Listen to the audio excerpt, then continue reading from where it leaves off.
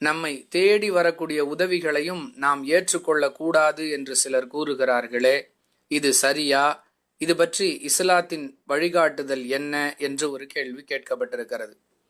அன்பிற்குரிய அல்லாஹுவின் நல்லடியார்களே, மிகவும் பேணுதலான முறையில் வாழ்க்கை நடத்துகிறோம் என்ற பெயரில் இஸ்லாம் சொல்லாத, இஸ்லாத்தில் இல்லாத பல விஷயங்களை சிலர் கடைபிடித்து வருகிறார்கள். இவ்வாறு வாழ்வதன் மூலமாகவே நாம் சரியான இஸ்லாத்தை பின்பற்றியவர்களாக ஆக முடியும் என்றும் மக்களுக்கு மத்தியில் பிரச்சாரம் செய்து வருகிறார்கள். இந்த வரிசையில் நம்மை தேடி வரக்கூடிய உதவிகளை நாம் ஏற்றுக்கொண்டால் அது நம்முடைய சுய மரியாதைக்கு பாதிப்பை ஏற்படுத்திவிடும்.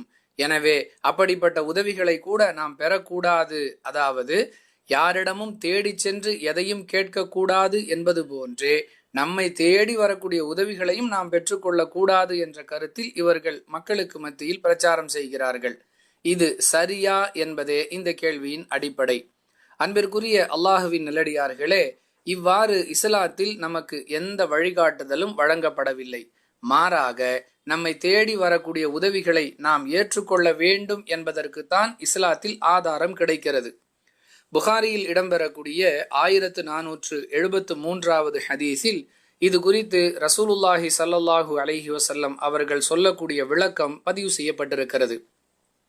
நீங்களாக யாரையும் தேடி செல்லாமலும் பேராசை கொள்ளாமலும் இருக்கும் நிலையில் உங்களை தேடி வரும் உதவிகளை நீங்கள் பெற்றுக்கொள்ளுங்கள் என்று அல்லாஹுவின் தூதர் அவர்கள் கூறுவதாக இந்த ஹதீஸ் அமைந்திருக்கிறது. அன்பானவர்களே, எதை செய்யும்படி நபிகளார் நமக்கு வழிகாட்டி இருக்கிறார்களோ அதை செய்வது நமக்கு அனுமதிக்கப்பட்டது. அதை செய்வதால் நம் மீது எந்த குற்றமும் ஏற்பட்டு விடாது என்பதை தெளிவாக புரிந்து கொள்ளலாம். அந்த வகையில் தேடி வரும் உதவிகளை பெற்றுக்கொள்வது மார்க்க ரீதியாக அனுமதிக்கப்பட்ட ஒரு செயல் என்பது இந்த கேள்விக்கான பதிலாக அமைகிறது. ஒருவேளை நாம் தன்னிறைவான ஒரு வாழ்க்கையை வாழ்ந்து கொண்டிருக்கிறோம். அப்படிப்பட்ட சூழலில் ஒருவர் நமக்கு உதவி செய்வதற்காக வருகிறார் என்று வைத்துக் கொள்வோம்.